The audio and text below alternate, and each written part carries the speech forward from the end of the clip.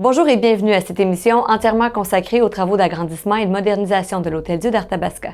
Aujourd'hui, on s'intéresse spécifiquement à 3 secteurs névralgiques, soit l'urgence, le bloc opératoire et l'unité de retraitement des dispositifs médicaux. Des secteurs qui sont au cœur de la qualité et de la sécurité des soins offerts ici à Victoriaville. Les travaux en cours vont profondément transformer leur fonctionnalité, leur efficacité et ultimement le confort pour les patients et le personnel qui y travaille. Et aujourd'hui, on vous amène à la rencontre de ceux et celles qui connaissent le mieux ces milieux.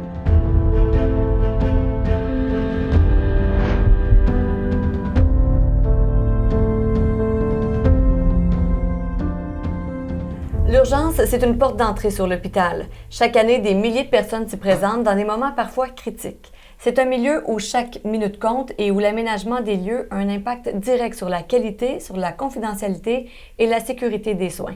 Pour faire le point sur l'impact concret de ces travaux, on a le privilège de s'entretenir avec Dr Marianne Lemay. Bonjour. Bonjour. Dis-nous en quoi l'expérience patient va être transformée à l'issue de ces travaux? Eh bien, dès leur arrivée à l'urgence, les patients vont pouvoir bénéficier d'un plus grand espace avant même d'avoir le triage complet. On sait que des fois, quand plusieurs personnes arrivent en même temps, à l'urgence, il y a un triage bref qui se passe. Et présentement, l'espace est très restreint. La confidentialité peut être compromise. Donc, déjà là, on va déjà pouvoir avoir un plus grand espace et améliorer la qualité du service. Et ça va suivre tout le long du parcours à l'urgence. Exactement. Une fois que le patient va avoir été évalué, s'il a besoin d'utiliser une civière ou un autre espace à l'urgence, il va avoir plus d'espace. Le fait que les intervenants, soit les médecins, les infirmières ou tout autre professionnel de la santé, vont également eux-mêmes avoir plus d'espace pour travailler, ils vont être en mesure de répondre encore plus adéquatement à tous les besoins que peut rencontrer le patient et les professionnels qui travaillent avec lesquels il travaille en collaboration. Faites-nous rêver un peu à quoi on peut s'imaginer là, quand on ferme les yeux, à quoi va ressembler le futur urgence. Vous pouvez vous imaginer, si, admettons, vous avez besoin d'un traitement quelconque, vous êtes assis, si vous avez pas besoin d'être couché, vous allez pouvoir être assis confortablement dans une chaise, recevoir votre traitement dans un espace bien à vous. Et une fois que vous allez avoir reçu les soins nécessaires, vous allez pouvoir retourner chez vous si vous êtes en mesure de retourner chez vous.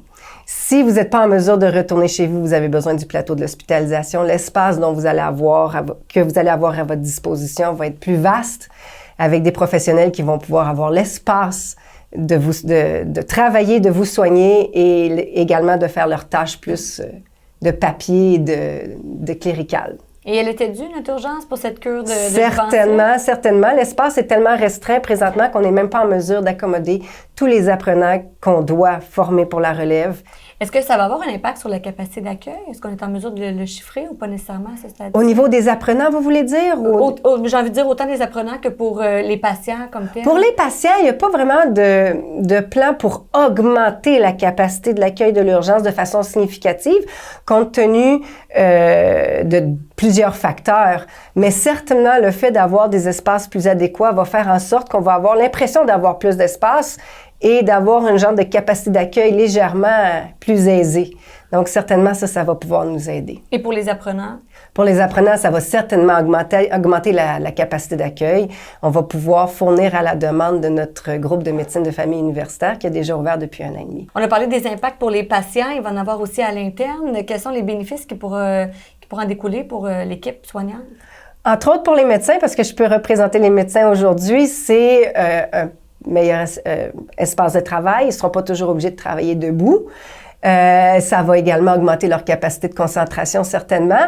Et ça va nous permettre d'être plus malléables au niveau de l'organisation des horaires de travail. Parce que la réalité est que présentement, si on doit augmenter le nombre de médecins à l'urgence en raison de l'affluence, on n'est pas toujours en mesure de le faire en raison du manque d'espace de travail.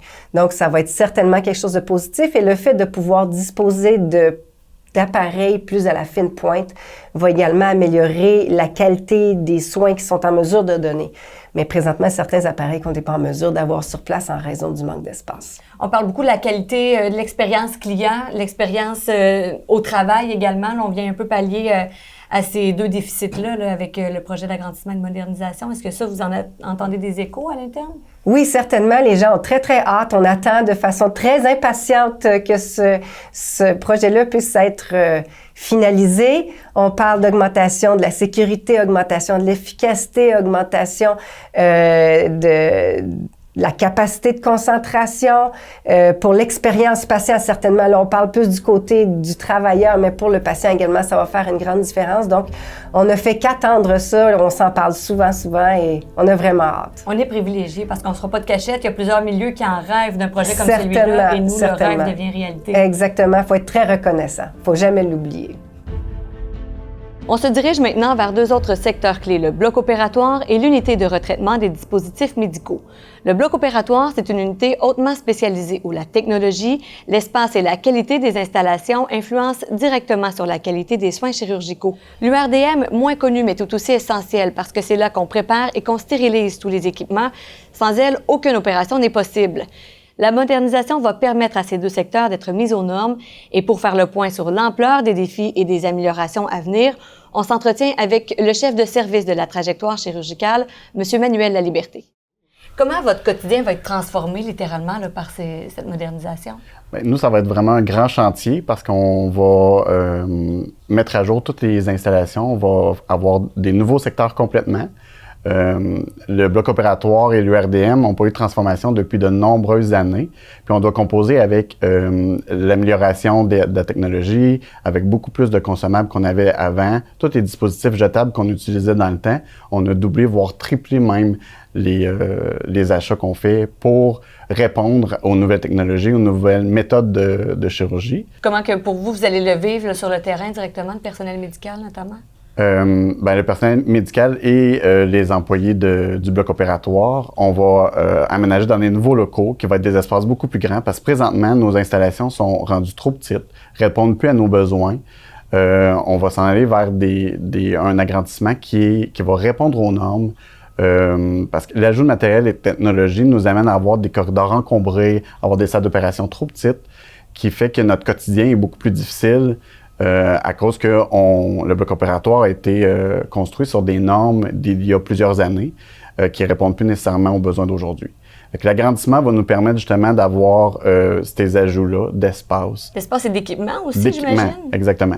Tu sais, l'équipement qu'on utilise aujourd'hui est mis à jour régulièrement. Par contre, on va avoir vraiment une amélioration au niveau des équipements, des espaces et de l'infrastructure qui va nous permettre de pouvoir utiliser la technologie de demain, qu'on pourrait utiliser aujourd'hui, mais à cause du manque d'espace, à cause du manque technologique qu'on a, mais avec l'agrandissement, c'est ça, on va pouvoir ajouter cette technologie-là de demain. C'est pas anodin, notamment pour le patient là, qui fréquente les installations, parce que j'imagine qu'on va pouvoir bénéficier de services peut-être auxquels on ne pouvait pas avoir recours à l'époque? Exact. Il y a beaucoup d'avancées technologiques. Les opérations et techniques chirurgicales ont beaucoup été modifiées depuis les dernières années. Ça fait que les patients restent beaucoup moins longtemps ici à l'hôpital. On passe de... anciennement, les opérations pouvaient rester à l'hôpital des 5, 6, 7 nuits. Puis beaucoup d'opérations, maintenant, on les fait en chirurgie d'un jour, qui quittent le jour même. Ça, c'est grâce justement à la technologie. Puis c'est grâce aux techniques chirurgicales qui ont été améliorées là, avec les années. Pour donner un exemple, là, on faisait il y a quelques années un peu moins de 5000 opérations, puis présentement, on dépasse les 5600 opérations par année. On voit à peu près une amélioration de 100 opérations par année grâce à toute cette technologie-là et toutes les interventions chirurgicales qui sont améliorées. Alors, on a beaucoup parlé du bloc opératoire. On connaît peut-être un peu moins l'URDM. En quoi ça consiste exactement? Puis c'est situé où, ça, physiquement, dans l'hôpital? L'URDM, c'est vraiment un secteur qui est peu connu de la majorité des gens de la région, puis même au niveau des employés. C'est un secteur qui est très important, qui est vraiment au cœur de tout ce qui se passe dans les soins de santé. Parce qu'on pense que la stérilisation va stériliser seulement les instruments du bloc opératoire, mais la stérilisation ou l'URDM s'occupe de faire le nettoyage ou la stérilisation de tous les instruments qui sont utilisés dans l'hôpital, autant sur les unités de soins, à l'urgence, aux soins intensifs, puis même dans des cliniques externes, des cliniques ambulatoires, et même à l'extérieur de l'hôpital, il y a des services qui sont fournis par l'URDM. Fait que tout ce qui est instrument qui va être utilisé dans peu importe les interventions qui sont invasives, qu'on appelle, vont être retraités par l'équipe de l'unité de retraitement des dispositifs médicaux. Les employés de l'URDM, ils ont des méthodes vraiment rigoureuses par rapport à ces instruments-là, parce que ça prend une vigie énorme puis une sécurité des instruments qui sont employés. Fait qu'ils ont des méthodes rigoureuses qui sont vraiment normées avec des techniques de nettoyage et de stérilisation qui sont propres à chaque instrument. Juste pour donner un exemple, l'URDM, par année, va faire l'équivalent d'environ 20 000 caissons qu'on appelle, qui contient des instruments chirurgicaux. Puis un caisson va avoir à peu près l'équivalent entre un instrument, qui peut être un instrument beaucoup plus gros, ou jusqu'à 80 instruments dans le même caisson. Puis ils vont en faire à peu près 20 000 par année. Fait qu'on pourrait dire que l'URDM vont nettoyer et restériliser environ 1 million d'instruments par année. Ici à HDA, fait qu'on s'imagine que dans d'autres URDM avec des blocs opératoires beaucoup plus gros, ben c'est une quantité phénoménale d'instruments qui sont restérilisés par année.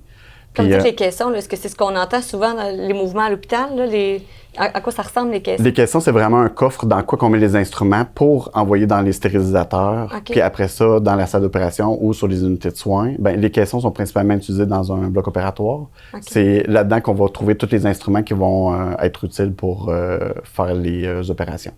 Et quel rôle va occuper justement l'unité de retraitement des dispositifs médicaux dans ce vaste projet d'agrandissement et de modernisation de l'HDA? Ben, L'URDM aussi est un secteur, comme vous avez dit plus tôt, qui va être qui est ajouté aussi à ce grand chantier-là. La modernisation de l'URDM est importante aussi parce qu'ils ont des locaux présentement très petits où on n'a pas de place à extensionner. Puis avec tous les ajouts d'opérations qu'on fait de plus par année, ils ont de la difficulté à répondre à cette évolution-là, car ils travaillent dans des secteurs qui sont quand même assez limités. Puis pour l'ajout d'opérations, puis pour suivre la cadence qui grandit là, d'opérations, ils doivent avoir des locaux beaucoup plus grands, ils doivent avoir des systèmes beaucoup plus adaptés. Puis le projet de modernisation va permettre justement d'avoir des espaces comme ça qui va accueillir des nouveaux stérilisateurs, qui va amener l'ajout de matériel et avoir aussi un cheminement comme pour la trajectoire chirurgicale où les instruments vont passer par des cycles précis mais qui vont avoir été pensés, modernisés, puis ça va être vraiment plus ergonomique pour les employés qui y travaillent là.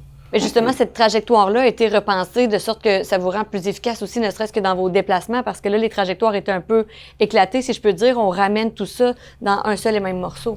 Oui, effectivement. Le projet majeur va emmener l'avantage aussi, ou qui a été repensé pour avoir des liens de proximité forts entre l'urgence et les soins intensifs.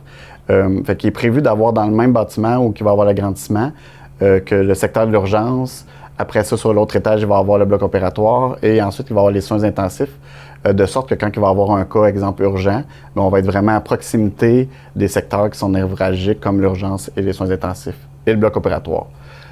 La trajectoire devient alors vraiment latérale là, versus au moment où on se parle, on doit se promener sur différents étages, différents corridors également.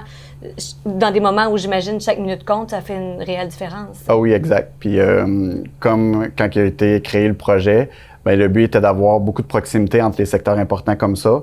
D'où pourquoi que le bloc opératoire a été emmené sur la même unité que le centre naissance-famille, quand il y a des césariennes d'urgence ou des choses comme ça. On est vraiment à proximité, non sur des étages différents. Puis là, avec l'urgence, bien, on va avoir vraiment une proximité avec un ascenseur dédié qui nous permet d'avoir ce lien de proximité-là en cas d'urgence ou en cas qu'il faut intervenir rapidement pour intervention, soit au bloc opératoire ou à l'urgence. Car les intervenants se promènent des fois sur chaque unité pour répondre aux besoins de la clientèle de différentes raisons médicales ou autres. Là. Bien, merci beaucoup. Merci. En modernisant de la sorte le bloc opératoire, l'urgence et l'URDM, on investit dans ce qui est le plus essentiel, soit la qualité et la sécurité des soins à la population. Ces transformations sont ambitieuses, mais étaient nécessaires pour répondre aux besoins grandissants de la population et assurer des soins humains, efficaces et orientés sur les besoins de demain. Merci d'avoir été avec nous pour faire le point sur ce vaste chantier. On se retrouve bientôt pour une prochaine émission.